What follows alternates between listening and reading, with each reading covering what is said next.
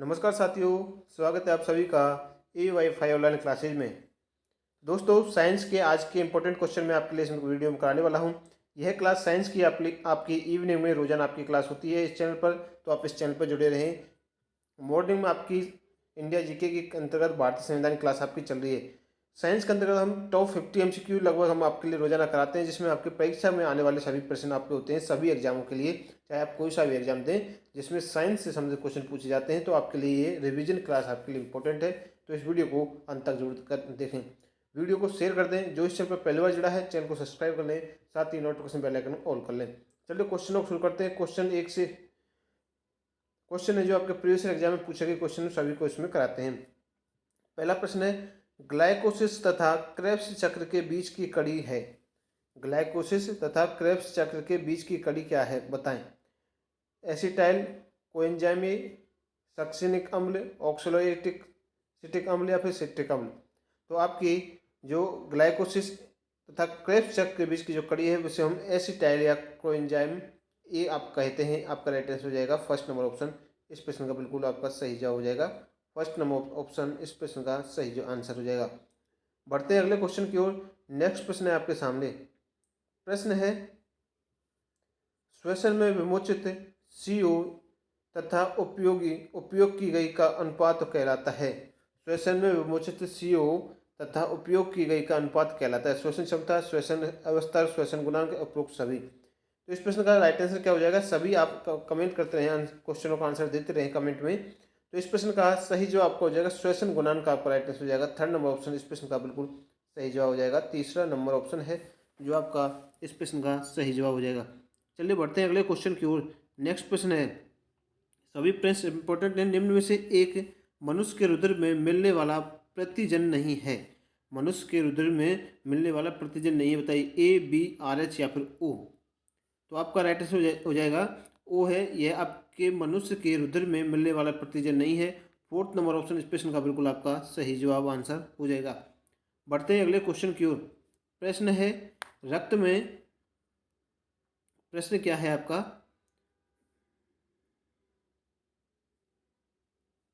प्रश्न है, रक्त में बिलिरुबिन की मात्रा बढ़ने पर रोग हो जाता है।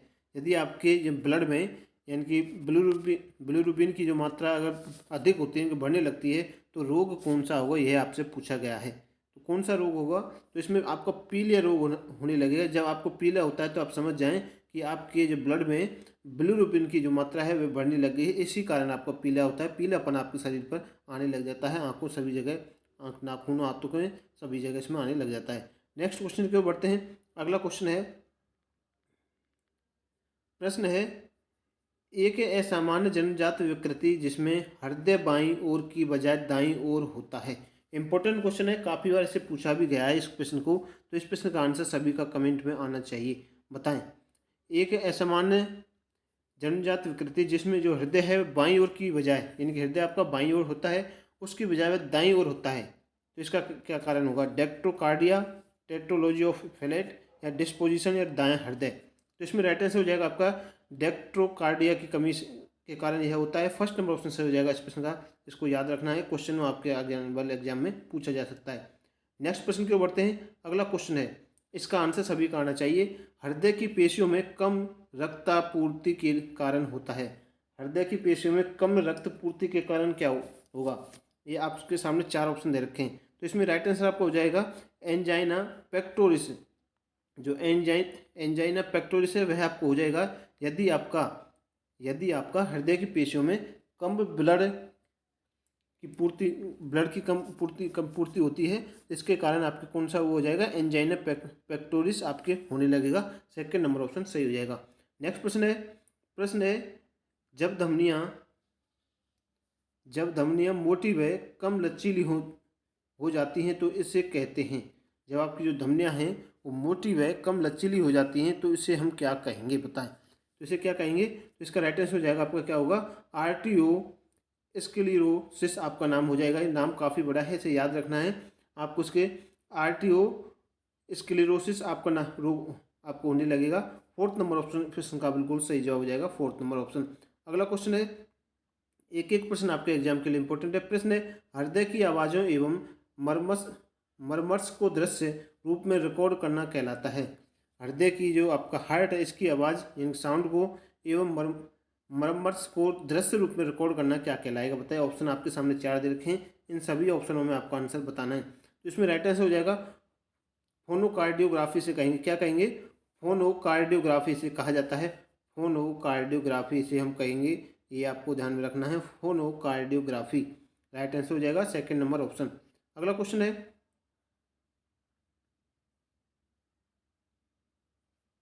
प्रश्न है परावर्तित ध्वनि तरंगों के फोटोग्राफिक द्वारा हृदय के संकुचन और वाल्व्स की हलचल ज्ञात की जा सकती है, इसे क्या कहते हैं?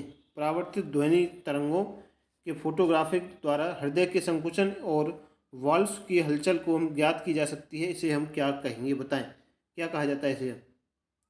क्या कहा जाएगा इसे? बताएं। तो इसे आप कहेंगे इकोकार्डियोग्राफी। क्या कहेंगे? इकोकार्डियोग्राफी। आपको याद रखना है, इकोकार्डियोग्राफी से हम कहते हैं। फर्स्ट नंबर ऑप्शन आपका इस प्रश्न का बिल्कुल सही जवाब हो जाएगा, इकोकार्डियोग्राफी। अगला क्वेश्चन है, प्रश्न है रक्तदान की पद्धति के प्रणेता कौन थे? रक्तदान की पद्धति के प्रणेता कौन थे? बताइए।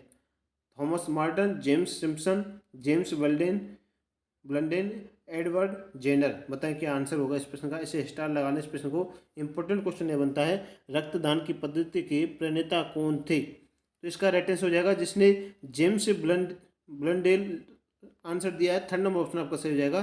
थर्ड नंबर ऑप्शन इस प्रश्न का बिल्कुल सही जवाब हो जाएगा, तीसरा ऑप्शन। अगला क्वेश्चन है, इसका तो सभी का जवाब आना चाहिए।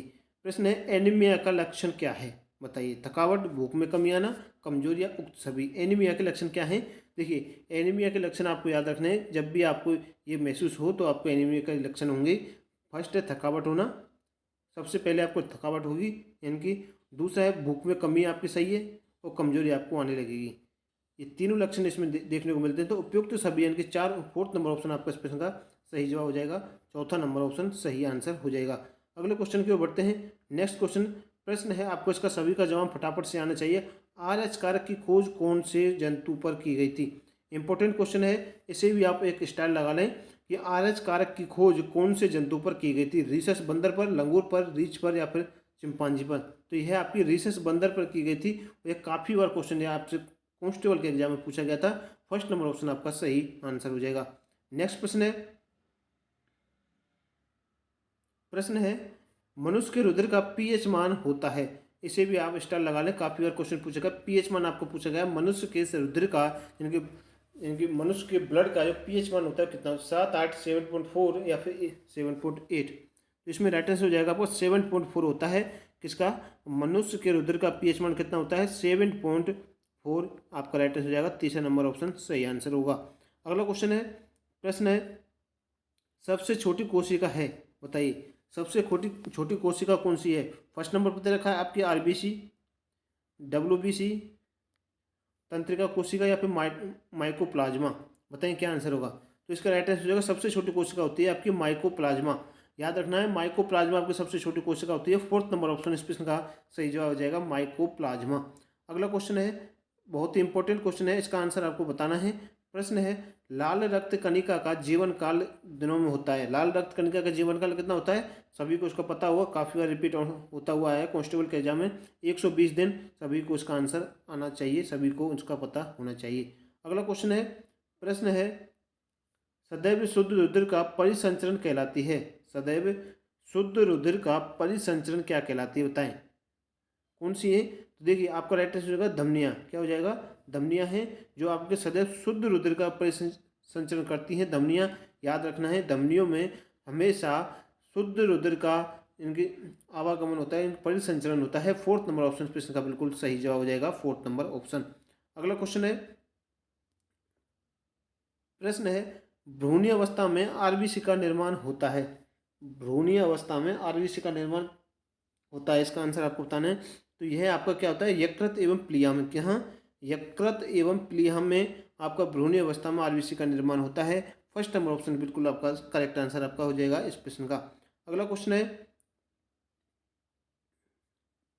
है, लाल रक्त कणिकाओं में नहीं पाया जाता। लाल रक्त कणिका में बताइए क्या नहीं पाया जाता है। बताइए इसका आंसर क्या हो जाएगा। माइटोकॉन्ड्रिया, केंद्रक, कोशिका भित्ति या फिर उपरोक्त सभी। तो आपकी लाल रक्त कणिकाओं में हमेशा याद रखना है केंद्रक नहीं पाया जाता है, केंद्रक नहीं पाया जाता है। सेकंड नंबर ऑप्शन है इस प्रश्न का बिल्कुल आपका सही जवाब आंसर हो जाएगा। नेक्स्ट क्वेश्चन की ओर बढ़ते हैं। अगला क्वेश्चन प्रश्न है मानव की शिराएं किस रक्त का संचरण करती हैं। जो आपकी मनुष्य की जो मानव की जो शिराएं हैं वो किस रक्त का यानी कि ब्लड का संचरण करती हैं। शुद्ध, मिश्रित, अशुद्ध या फिर उक्त में से कोई नहीं। तो देखिए ये आपकी अशुद्ध रक्त का जो शिराएं हैं अशुद्ध रक्त का संचरण करती हैं। थर्ड नंबर ऑप्शन आपका सही हो जाएगा। थर्ड नंबर ऑप्शन सही आंसर हो जाएगा। अगला क्वेश्चन है प्रश्न है मानव शरीर में रक्त की मात्रा होती है। बताइए इंपॉर्टेंट क्वेश्चन है, इसे भी स्टार लगा लें, काफ़ी बार क्वेश्चन पूछा गया है। मानव शरीर में रक्त की मात्रा कितनी होती है। बताइए इसका आंसर क्या होगा। तो मानव शरीर में हमेशा याद रखना है रक्त की जो मात्रा है वह आपकी 4.5 से 5.5 लीटर। आपका सेकंड नंबर ऑप्शन सही हो जाएगा। 4.5 से 5.5 लीटर आपका राइट आंसर हो जाएगा। सेकंड नंबर ऑप्शन सही जवाब हो जाएगा। अगला क्वेश्चन है प्रश्न है शरीर में रुधिर परिसंचरण के बारे में बताने का श्रेय है। शरीर में रुधिर परिसंचरण के बारे में बताने का श्रेय क्या है। विलियम हार्वे को जाता है, रॉबर्ट को हुक को, रॉबर्ट ब्राउन को या फिर अरिस्टो को। तो इसे भी यहाँ पे इस क्वेश्चन को भी इंपॉर्टेंट क्वेश्चन है, इसे भी स्टार लगा लें। तो इसका राइट आंसर हो जाएगा आपका विलियम हार्वे को यह श्रेय जाता है। फर्स्ट नंबर ऑप्शन से हो जाएगा विलियम हार्वे आपका राइट आंसर हो जाएगा। अगला क्वेश्चन है प्रश्न है देखिए शरीर में रक्त का संग्रहण होता है। बताएं शरीर में रक्त का जो संग्रहण है वह कहाँ होता है। यकृत में, प्लीहा में या फिर अस्थि मज्जा में या फिर हृदय में।